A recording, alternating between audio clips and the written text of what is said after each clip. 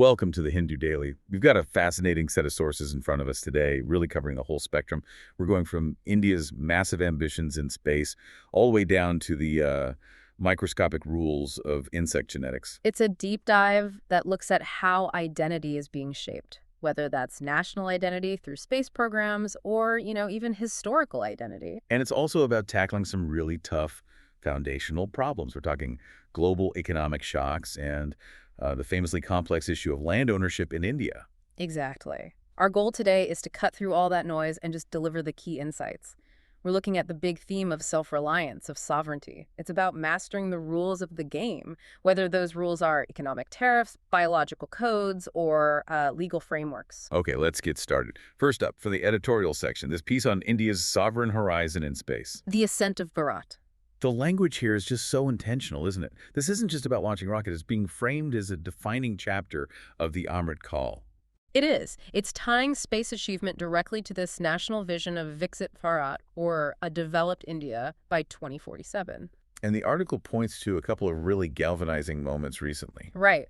First, you have that really immediate pulse moment. Group Captain Shubhanshu Shukla displaying the tricolor on the ISS in June 2025, speaking to the Prime Minister. That was more than just symbolic. Oh, absolutely. It was proof of concept. It showed the Gaganyaan training pipeline is working, and it was a clear statement of intent. India is going to have a permanent presence in low Earth orbit. But the real momentum, the thing that I think really shifted perception globally, was Chandrayaan-3. August 23, 2023, a huge moment. Landing near the lunar South Pole, India became the first nation ever to do that. And it's so easy to forget that success was built on the missions that came before it. That's a great point. Chandrayaan-1, way back in 2008, was the one that confirmed water on the moon. And Chandrayaan-2, even though the lander failed, its orbiter was a huge success. It did all the groundwork, basically. Exactly. It provided the critical mapping, the high-res data that made the Chandrayaan-3 landing possible. That success has become a cultural touchstone. And it's also positioned India as this incredibly reliable global partner. I mean, launching over 400 foreign satellites, that's a serious track record. Yeah, it is. But the moment that really captured global attention for, sheer efficiency, that has to be Mongolian in 2014. Reaching Mars orbit on the very first try. First Asian nation, fourth globally. Just think about the engineering behind that. To nail the trajectory on the first attempt and on a budget that was, frankly, tiny compared to other space powers. And today the missions are even more advanced, contributing to global science. Precisely. You've got Aditya L1 giving us these incredible insights into the sun's corona, which is vital for predicting space weather that can knock out our satellite. But then there's Exposat. Right. A really specialized mission studying black holes. This is fundamental astrophysics. And SpaceX, which tested in-orbit docking. You can't build a space station without that. Speaking of which, the future roadmap is just, incredibly ambitious. We're talking about the Bharati Antarctic Station by 2035. An Indian on the moon by 2040. A Venus mission. It's all laid out. And the centerpiece for the near future is the Gaganyaan program. India's own human spaceflight project. An outlay of over 20,000 crore rupees. We have 4 IAF test pilots in training, aiming for a 2027 launch. But what really struck me was the Prime Minister's call not just for 4 astronauts, but for 40 or 50. That's the strategic shift. It signals that this isn't a one-off stunt. It's about building a sustained, permanent national capability. And that ambition is backed by a huge economic overhaul. The budget has nearly tripled.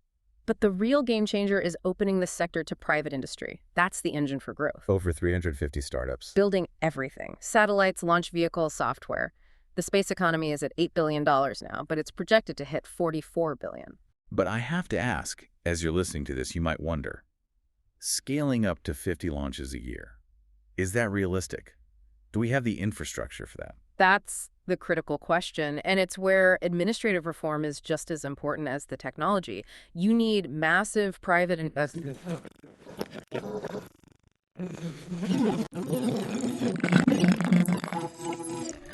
Regulator and facilitator. Okay, let's shift gears from the promise of space to the pressures of global economics.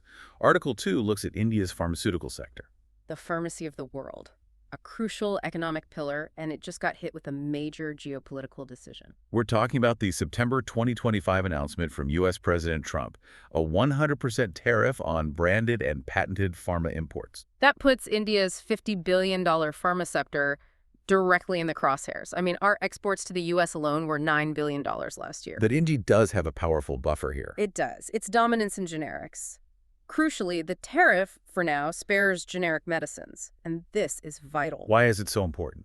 Because India supplies 40% of all generics used in the U.S., those drugs saved the American healthcare system $219 billion in 2022.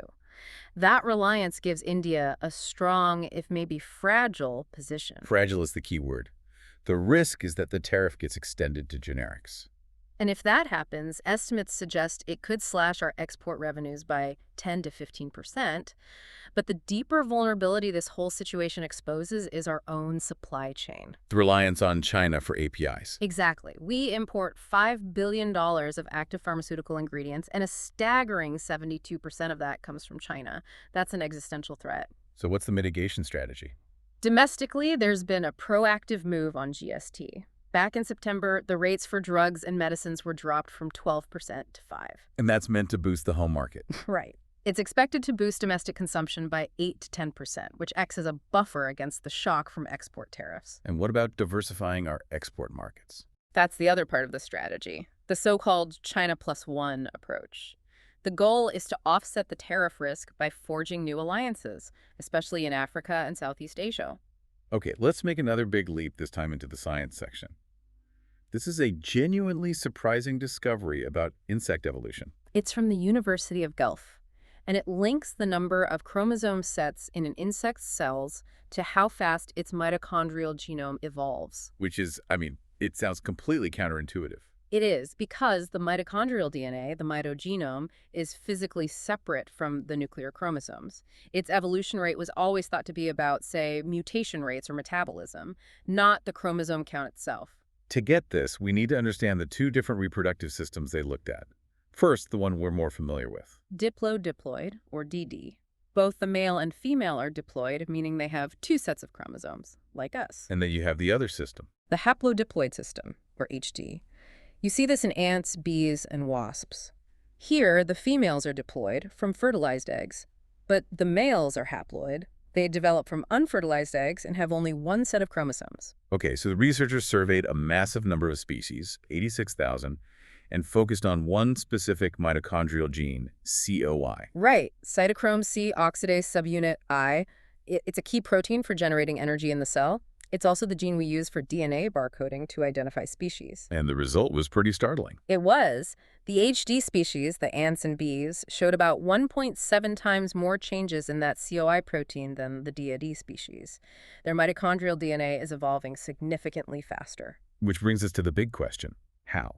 How does the male's haploid status speed up the evolution of a gene that's only passed down from the mother? The key, it seems, is that in those haploid males, every single nuclear gene is immediately visible to natural selection. What does visible mean here? Well, in a diploid organism, you have two copies of a gene. One can mask the effect of the other. It's like a backup. In the HD male, there is no backup. Every mutation is expressed instantly. It's totally exposed. So that intense pressure on the nuclear genes somehow affects the separate mitochondrial genes. Exactly. And there are two main ideas why.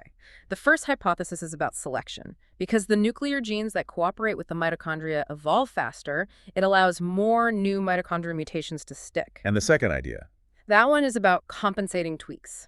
The idea is that in these HD species, small, slightly harmful nuclear changes can get fixed by chance. This forces the mitochondrial genes to evolve rapidly to compensate, just to keep the cell's power system running. So what are the real-world implications of this? Beyond the biology textbook. It's huge for biodiversity tracking. As we said, that COI gene is the standard for DNA barcoding. If HD species are accumulating mutations almost twice as fast, it changes the yardstick we use to measure evolutionary time. It could lead to misidentifying species. It could. It might make two closely related species look more different than they actually are, or vice versa. It means ecologists have to be really careful and account for this accelerated pace when they're working with ants, bees, or wasps. Okay, let's move from the microscopic to the macro legal. We're in the text and context section now, looking at property registration in India. And as you said earlier, the Supreme Court used that one word to describe the experience for many people. Traumatic. And that came out of a specific ruling, Samula versus the state of Bihar. The court was looking at some state rules that required sellers to produce proof of mutation, like a Jama Bandi, just to register a sale. And the Supreme Court struck those rules down. Why? For a few really clear reasons. First, they said it was ultra-virus beyond the powers. The state didn't have the authority under the Central Registration Act to make that rule. And the second reason was more fundamental. Right. They said requiring mutation proof was basically asking for proof of title, of ownership. And that's not the job of the Registration Act. The subregistrar's job is just to register the document, not to act like a judge and decide who owns the land. So there's a huge difference between registration and having a conclusive title. A critical difference. Right now, registration only creates what's called a rebuttable presumption of ownership. Explain that for us. What does that mean in practice? It means the law presumes you own the property if you have a registered deed, but, and this is the big but, that presumption can be challenged in court. It's not ironclad proof. And that's why the whole process is so traumatic. The burden is on you, the buyer. And that burden is so heavy because the whole system is fragmented. Deeply fragmented. You have 3 government domains that barely talk to each other: registration, which records the sale; survey and settlement, which maps the land; and revenue, which collects tax and is supposed to maintain the record of rights. They're all in separate silos. Exactly. And the history is incredibly complex. You've got different systems from different rulers, colonial laws, post-independence land reforms. It's a mess. So as a buyer, you have to play detective. Checking old deeds, revenue receipts. Everything, because your title can be challenged from so many different angles. It's why land disputes are the single biggest reason our courts are so backlogged. The article is clear that the only way out is large-scale reform to integrate these records. And it points to Karnataka as an example. Yes, their Bhumi and Kaveri systems are a crucial proof of concept. They linked the land rights record system, Bhumi, with the registration system, Kaveri. So when a sale is registered, the ownership record is updated automatically, instantly. It eliminates that whole mutation bottleneck that the Supreme Court was criticizing in Bihar. And this leads to the ultimate solution the court itself suggested: blockchain. This is where it gets really interesting. Blockchain, at its core, is about creating an immutable, unchangeable record. It's a decentralized chain of ledgers. So if you applied that to land, one block in the chain would hold all the property's history. Exactly. The title details, the survey coordinates, maps, everything. Any transfer creates a new, cryptographically sealed block. It brings a level of transparency and security that our current paper-based systems just can't match. And there's evidence this works. There is. A pilot project in Andhra Pradesh reportedly cut land disputes in half and made transactions 30% more efficient. But there's a big catch, isn't there? The garbage in, garbage out problem. If the historical data you put into the first block is wrong, if it comes from our current fragmented, inaccurate records, all you're doing is making bad data permanent. So we have to solve the data cleansing problem first. Okay, for our final piece, we're staying in text and context, but shifting to history and identity. This is based on the work of the historian Romila Thapar. Right, from her latest book, Speaking of History. Yeah. And her central point is a powerful one. She argues that we often use the past not to understand the past, but to legitimize the present. And she's concerned about how these historical narratives are being used today. She sees a shift away from core values like nonviolence and tolerance. And she gives a very stark warning. A society that stops discussing its ethical values will be, in her words, ruled by mobs and demagogues. She blames this erosion on what she calls WhatsApp history. And she says 2 things allow this to flourish. First, just abysmal standards of education. She says textbooks are being mauled and that many people lack even a basic understanding of the social sciences. So there's a vacuum of critical knowledge. Exactly. And that vacuum gets filled by these simplified, often totally false narratives that spread online. The second factor she points to is the influence of Hindutva theory on the past. She describes it as a mix of mythology, some selective readings of colonial history, and pure fantasy. And she notes that any scholar who tries to question it with evidence gets immediately dismissed and dubbed a Marxist. She traces the root of these divisions all the way back to the colonial era. To the British, who, she argues, assumed Indians had no written history, so they created one for us. And they conveniently divided it by religion: Hindu, ancient, Muslim, medieval. The architect of this being James Mill. Yes. And Thapar's argument is that Mill didn't just find hostility between these communities.